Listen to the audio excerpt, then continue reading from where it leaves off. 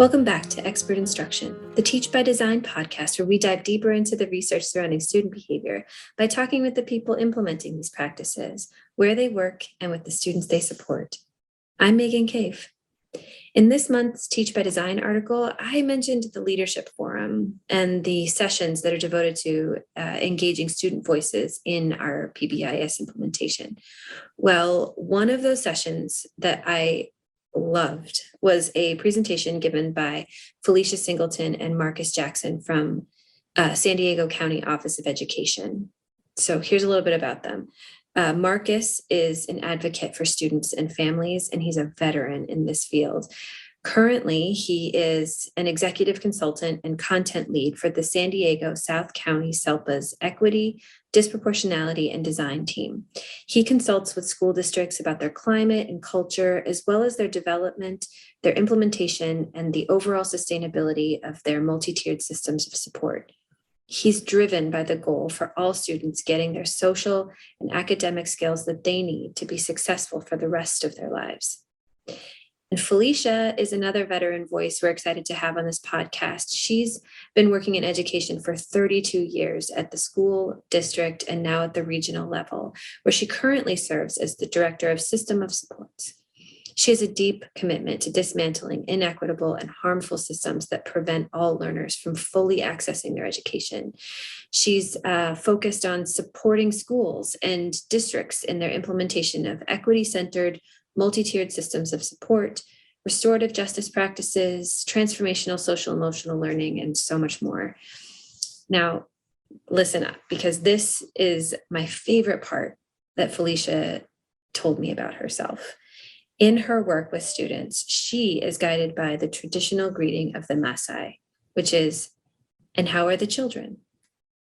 It's her hope that by creating the conditions that make a difference in how children are thought of, cared for, educated, and protected in our schools, that she would be able to confidently respond, "The children are well." So today, the three of us are talking about student voice, specifically about the ways that their county has included students in their work to address equity and disproportionality. The student panels they've hosted basically turn the microphones over to young people to let them share their lived experiences in schools. These panels are powerful examples of how students can teach us the lessons that we all need to learn to be able to confidently say, "The children are well." Hey, Marcus and Felicia, I'm so glad you guys could join us today. So we're talking about student voice in our PBIS implementation and how we can add it to the things that we're already doing as grown-ups. And so I know that you all are doing some really good work, and I'm like, when I was sitting here, like waiting for you guys to join me today, I was like a little bit nervous. I felt nervous, but I think I'm just really excited about it because I've watched some of the panels that you all did out in San Diego and with the students, and I'm really excited just to talk to you about all of that work. So we'll kind of start from the beginning, I think, which is so a key part to anyone being able to add student voices to their implementation or their decision-making processes or any of that is to get your leadership on board and some of the adults, I guess, the other adults involved on board with including that student perspective. So I'm curious about how student voice showed up as a priority within your region. Well, it was organic. I think it was very, it was something that I believe our leadership, obviously, we wouldn't have been able to get this far with this many interviews if our leadership wasn't on board. But it organically showed up in light of 2020, March 13th, that fateful day when most schools closed. And then alongside the racial reckoning of 2020, our county office really seize the moment to say, what can we do with what's happening? You know, Breonna Taylor, George Floyd, Ahmaud Arbery, all these things were happening. And we saw so many more disparities because of COVID. So our team, came together and they wanted to do something. And from that conversation, it's like, why, if we're talking about students, we're talking about discrimination in schools, why don't we talk to the clientele that we are serving. And that's how it really started. We said, let's do a student panel. Let's get this voice. And it started with our first and only panel at that time we called it Freedom Summer. We based it on what was happening in civil rights movement, but we wanted to hear from students. Yeah. And was everybody on board? They were like, we should talk to students and get them involved. And people were like, yeah, great. Sounds great. Let's do it. Yeah, actually. Incredible. I think it was just like, it'd be good if we could talk to students. I was like, well, why don't we? And why don't we? We were able to leverage relationships. It was a summer. I don't even know what I was saying and what I honestly, it was like, yeah, let's do it. And it was like, wait a minute, nobody's in school right now. What I just commit myself to? But really, we leveraged relationships, and we were able to get students. And my biggest non-negotiable was that we don't target one district. So just to give you context, we're the County Office of Education. So that's like a regional education center or a system. We didn't want it to be about one particular region in our county. We didn't want it to be about one particular district or school. So we set out to get representation from all corners of our county. So that was huge. And then that really was the roadmap that we followed. Students didn't disclose the school or district or their last name once this process got going. So. And how many districts and schools do you all serve? We serve 42 districts. Over 130 or 40 charter schools, Marcus. I mean, San Diego is one of our districts, and they're the second largest in the state. Sweetwater High School District is the largest high school district in the state. So just to give you context, we have a pretty big reach here in San Diego County. No kidding. Was this panel project that you all have spearheaded? Was that the first time that you had started to incorporate student perspectives in what you were doing, or had you seen this happening in other schools that you support individually, or have you done other things within the region like this? Go ahead, Marcus. Well, I was going to say probably the first time for this particular format, given the circumstances. Yeah, right. But in terms of just incorporating student voice, I think Felicia and I have both been administrators.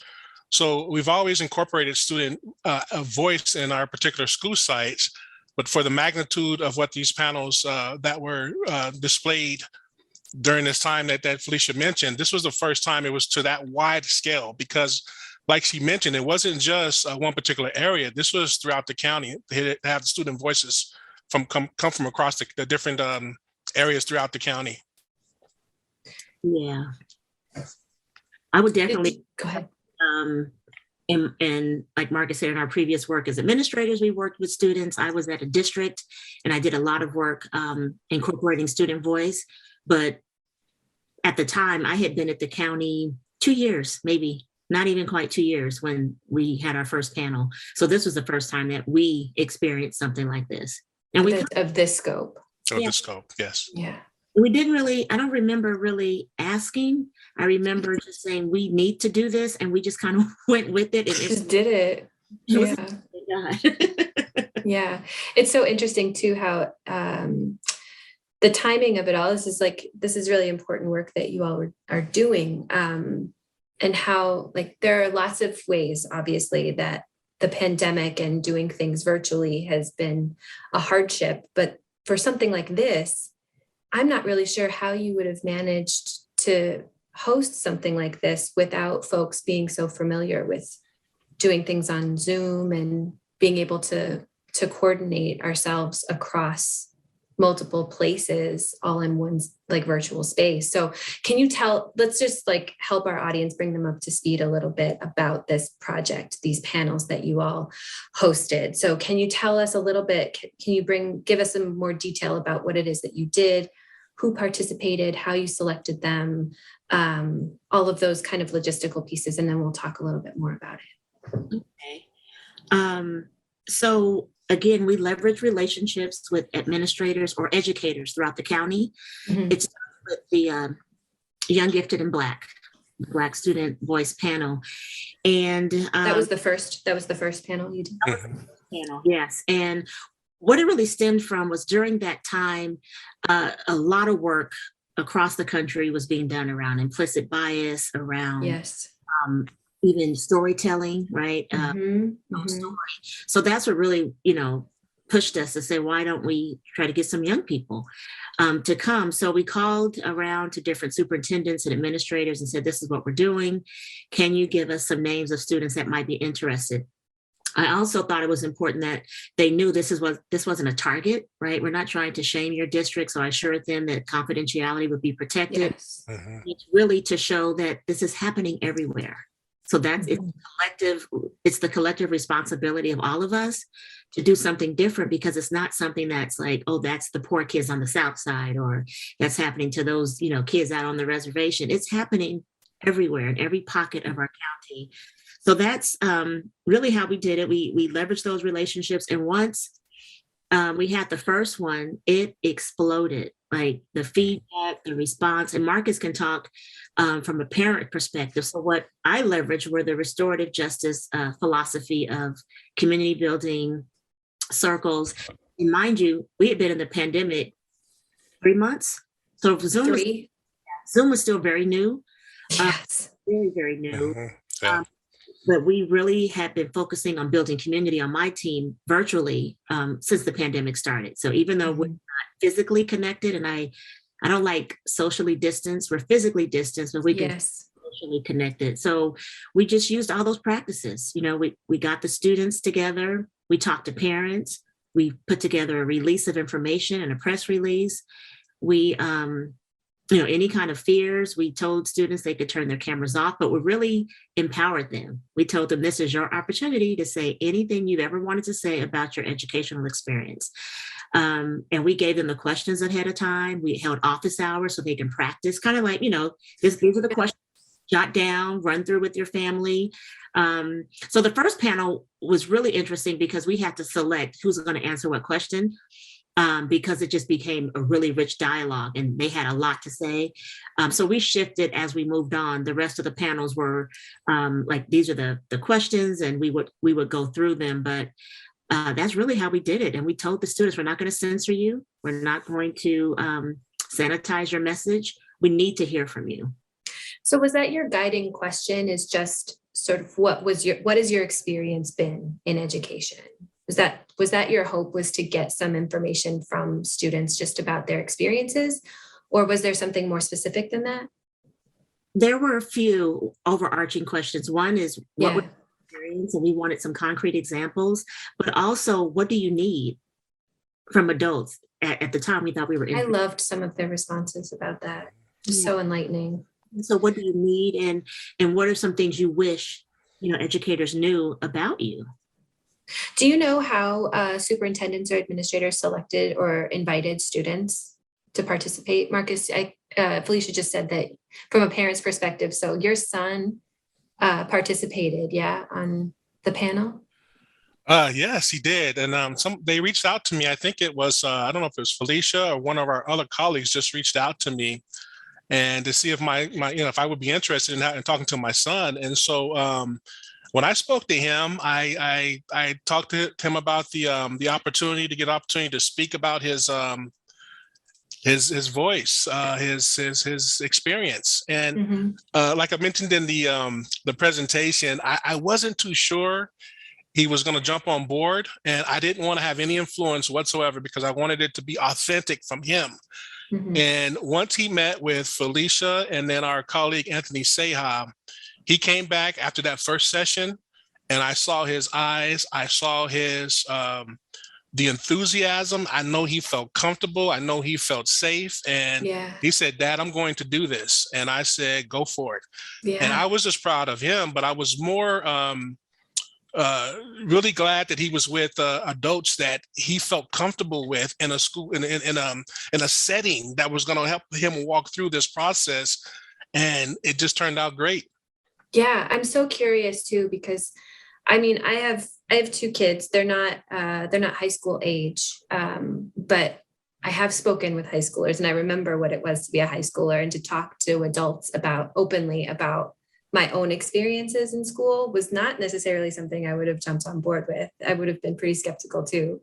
But it sounds like from what you're describing and from listening to some of these panels and the discussion that happened, students felt safe to share really openly and honestly about what their experiences were in school. And I'm really curious about how you think y'all were able to create that. What is it that folks were able to do? What did your son hear?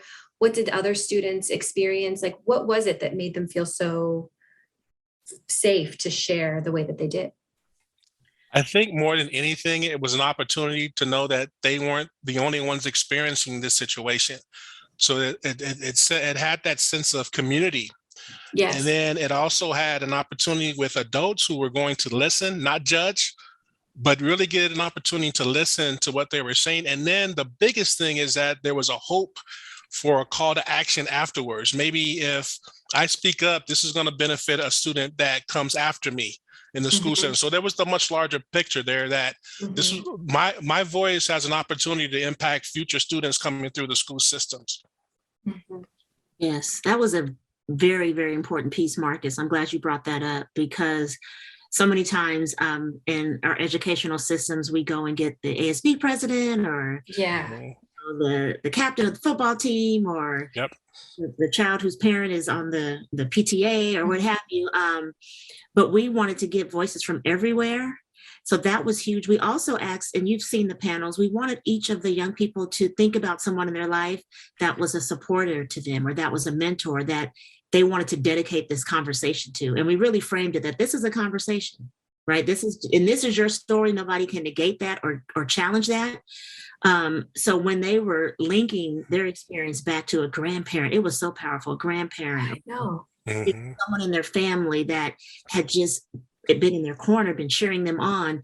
It was almost like, I'm doing this for myself, but I'm also bringing my ancestors along. I'm bringing my family along. So we also set ground rules. So every time we would meet, there were these expectations that you tell your own story. If you hear something that rattles you, we're going to assume in this space that it's comes from a good place, but we're going to stay curious. And we're going to listen and speak from the heart. And everything was confidential, with the exception of us having to mandate anybody being harmed or harm themselves or others. But once we laid those ground rules there and everybody agreed to them, they built some community with one another, got to know each other. And some of those young people are still staying in touch today. Oh, that's wonderful. I loved some of the practices that you had that spanned all of the panels, the questions, or there were two things that you brought up at the beginning of each one, which was that my experience is not up for debate, and my experience is not for your entertainment, but it is here for you to learn. And I thought that they were they were really simple, super easy things to say, but they really do resonate, right? Like, this is literally me listening to your actual lived experience, and I can't question it because you lived it, not me.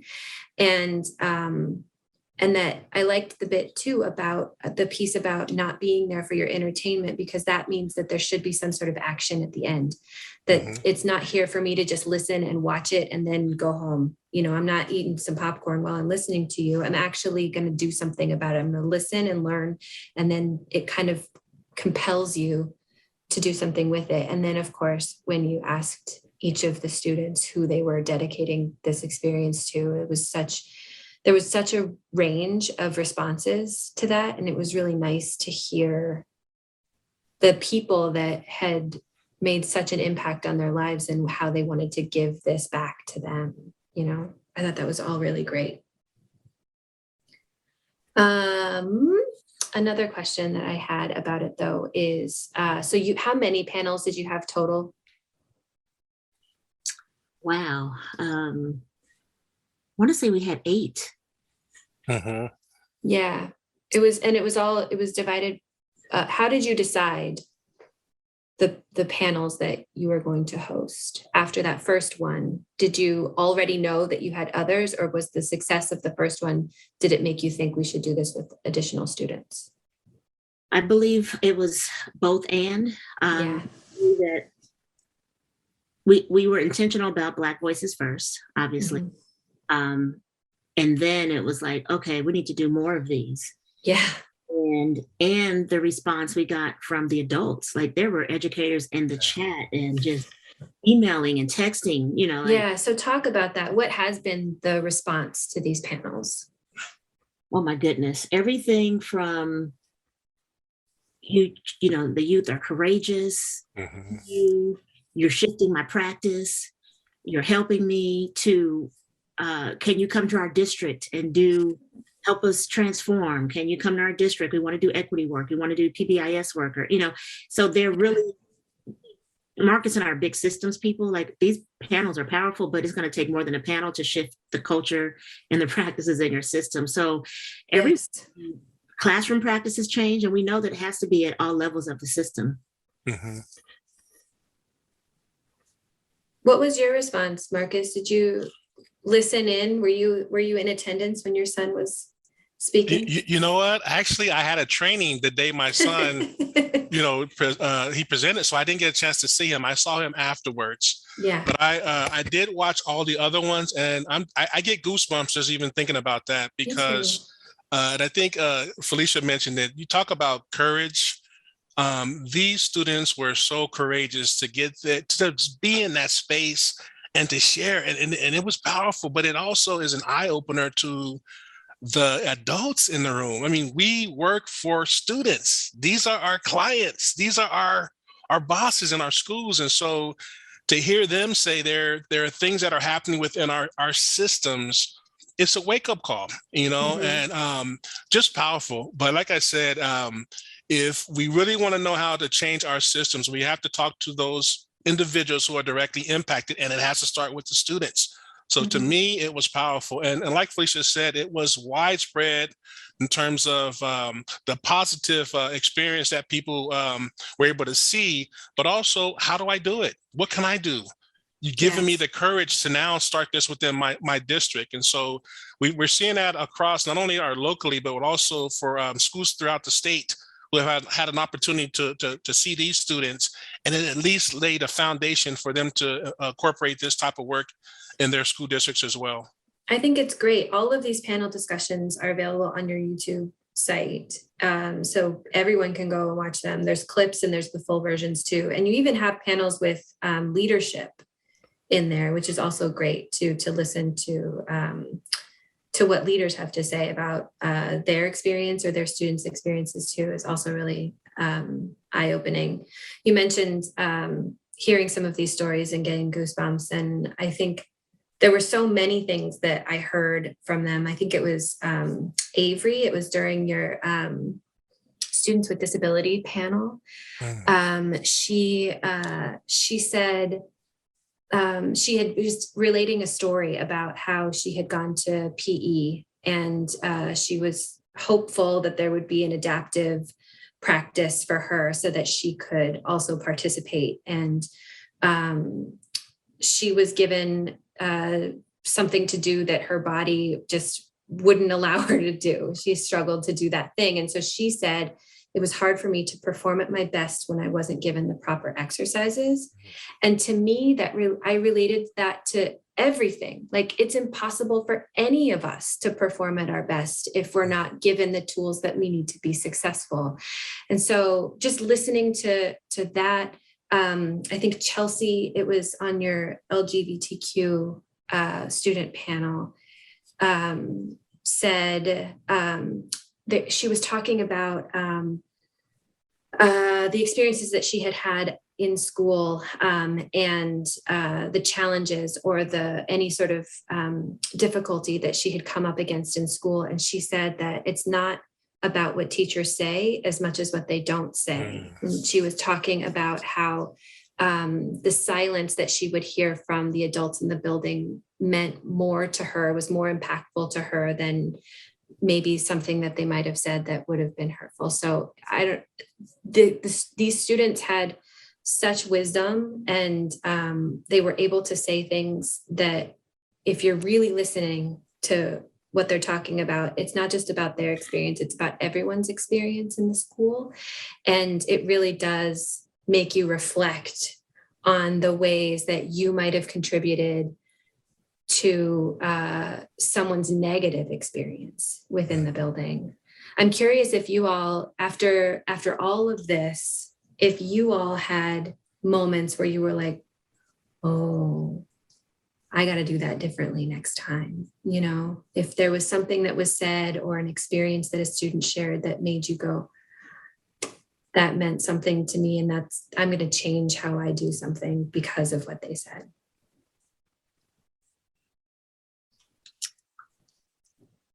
Well, I don't want to sound like we don't have work to do, because we do. Yeah.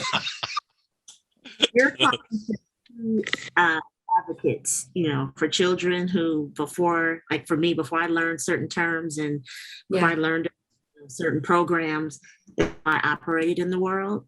Mm-hmm. And it probably is based on my own educational experience. And I didn't want anybody to go through some of the things that I went through, right? So, and I also wanted to just double back, because you brought up two, the LGBTQ panel and the students with disabilities, and we purposefully left those for last. We intentionally put every single race panel first, because we wanted educators to not feel like, well, I don't really know about the race thing, but I can totally connect with the students with disabilities, or I could totally connect.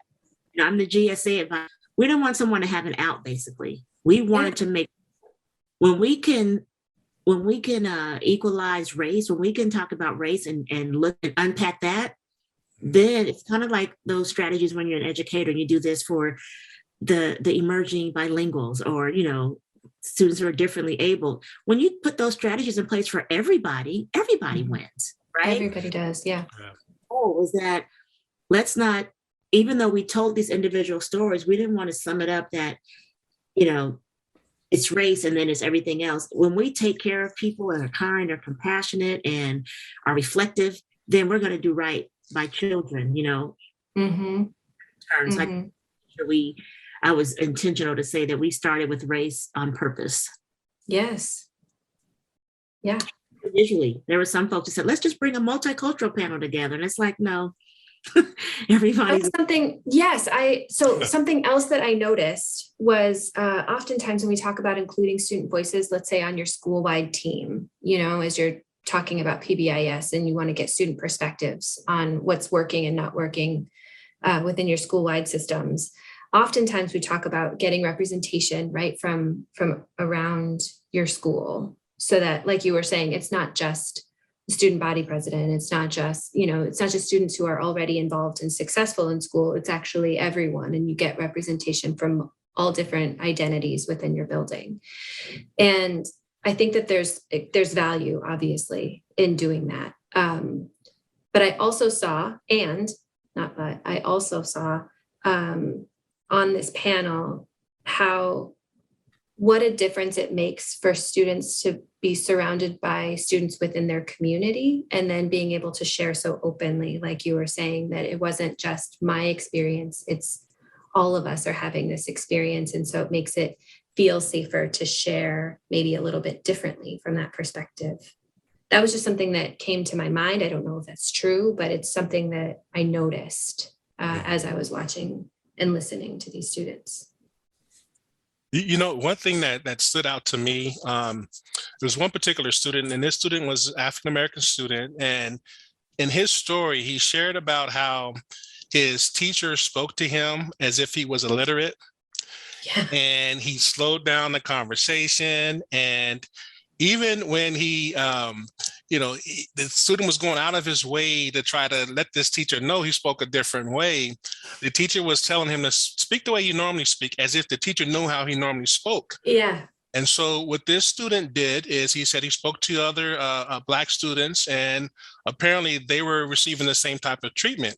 Mm-hmm. So what he noticed is that even the white students, or the students who were not Black in the particular class, start also speaking the same way towards Black students as well. So by whether implicit or not, what this teacher was doing was modeling an inappropriate and a microaggression that students were now picking up. And see, although this was a Black student and this whole series was about student voice, taking away the students' ability to speak in their authentic voice can affect any of those panels. that's what that student was doing, was shutting down. And so that's why it was so important to have the different voices for those aspects, because some of these things apply throughout and they're impactful. And and not only did it affect those kids currently, but it just affects those kids long after they're out of that classroom. Because it said to him, it made him feel inferior.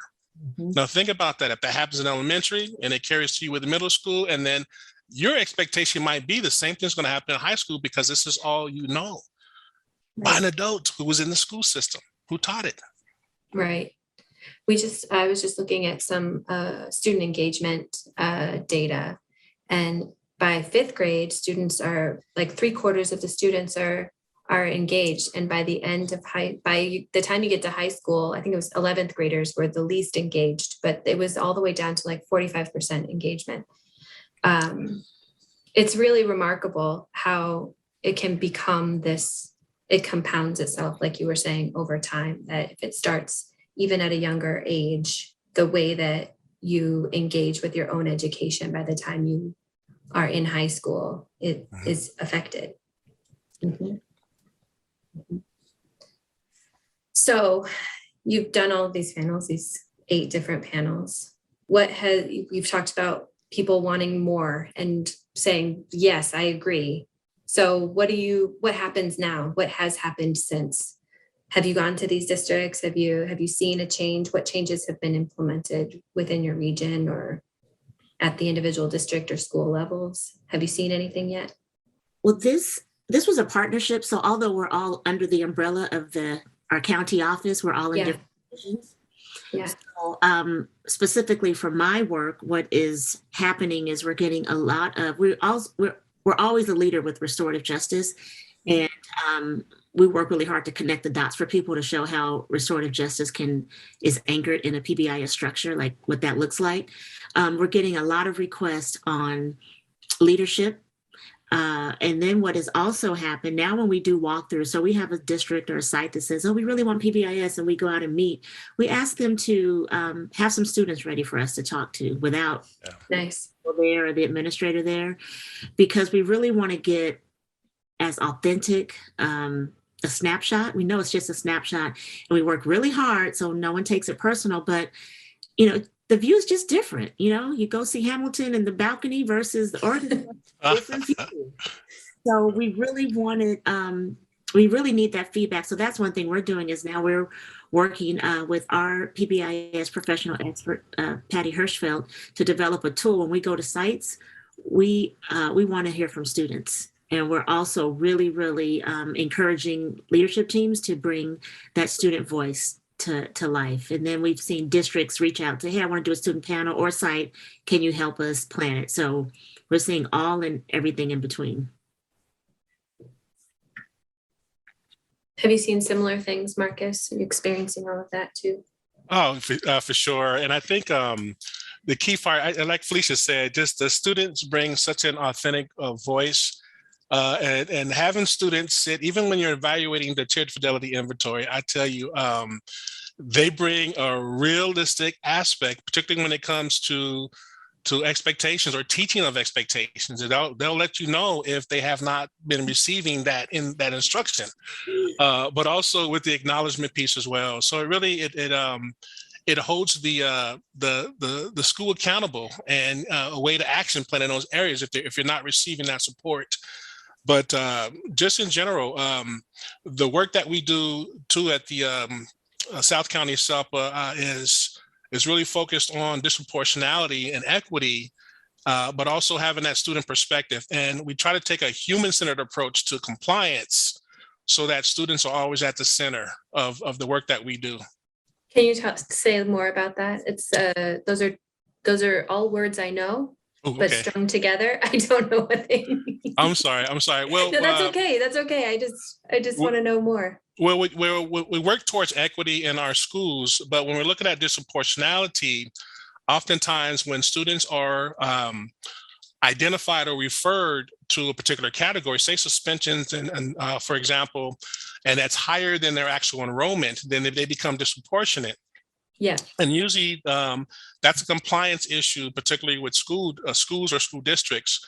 Okay. So we encourage schools to have more of a human-centered approach, because if you only focus on the compliance, you forget that there are real live students who are affected by that. For example, if that referral is a person exactly going home. exactly, so we have to work towards compliance, because those are state and federal guidelines that we work through. But we also have to look at those that were directly impacted by that lack of compliancy.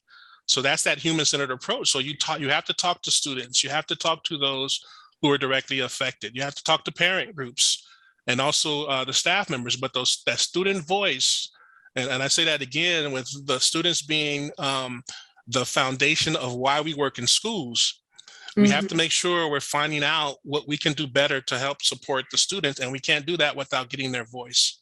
Something that I think, Felicia, you might have said in your presentation from the forum was that if you're gonna ask students for their opinion, buckle up and be ready to hear some truth. They're gonna tell you exactly how it is. So I think that that's like an incredible piece of advice that you can offer up to other people who are now listening to the work that you've done and say that they want to do it where they are. Is there what advice would you have to people who are trying, like they're inspired, they want to start talking to students?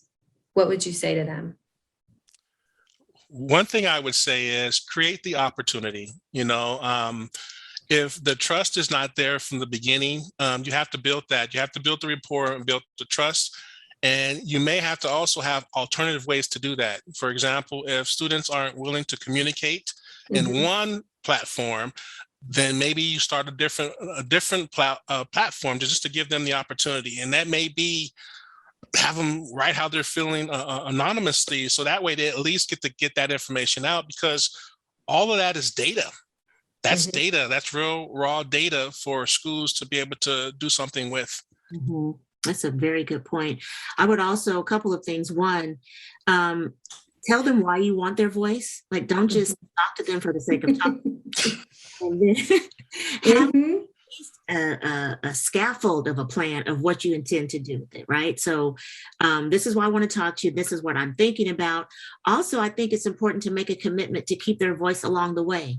So if it's to shift your system, we're not just going to interview this one time and then go make a decision. We're going to, use, the feedback loop. We're going to engage you. We want you a part of the process. And then I would also recommend that sometimes, and again, Marcus and I have both been administrators, that comes with the label all in and of itself. So system-wide leaders to leverage those teachers or those educators or those community folks who are credible messengers who have those relationships, trust them with the work. Like, just because I'm the principal, I don't have to facilitate the conversation, but I can I can reach out to people that I trust, put them in place that the young people trust, because the bottom line is that we want to get that information, and then we want to start to develop those relationships. So definitely make sure that it's a collective work and responsibility of everyone in the school community, so that we can kind of cash in on what education, what we hope for it to be, what we keep promising parents that it's going to be. We're going to need to leverage relationships of everybody. I love that. I love the idea of reaching out to community members and asking them to participate and to possibly be the adults that are asking these questions of students and engaging those voices. It was something I noticed about those panels, is that you had students, I think, from the university, is that right? Who identified as members of the community that was discussing their identity on that particular panel. And I would imagine that would, I don't know, just lends another layer of safety to the whole conversation. It's something that I've read about when I've been looking into what does research say about including student voices. And there was one study that I was reading about where a teacher at this all-girls school, she led a discussion amongst a group of of girls that were in the building and wanted to get their perspective on what was going on. And she had grown up within the community. She had gone to college, and then she came back and had gone to the school actually. And now she was back as an educator within the building. And so as her students were talking about their stories and where they lived and the things that they saw, she was like, yeah, I know that same woman who sells the flowers on the corner, and my dad would get them for us too sometimes, on special occasions or whatever. And so she was able to be like, yeah, I come from here. I understand. Not only am I listening to your stories, but I'm relating to them. And I think that community members can be a really great resource for these discussions. And that was purposeful as well. All of the moderators graduated from schools in our county. So they were, obviously had gone to school. So we wanted our young people to also to say that could be me. Yes. Yes. I think it was on the Black student panel, one of the students, one of the college students, I can't recall her name. She said something that was like, they were telling me to go to school and they were getting me all ready to go to school. But then when I got there, I didn't know. And it's like there was what to do. And it was like there was some secret handbook that everybody else had. And I didn't have it because I'm the first person to go to school. And so I think what she was saying, that something that adults in high schools could do is actually give this secret code to students that are going off to college, like start to prepare them in that way. That felt so tangible. That was such I don't know, some of the strategies, the things that folks were saying was just great. And adding that layer of the moderators understanding and being a part of this community too was really great.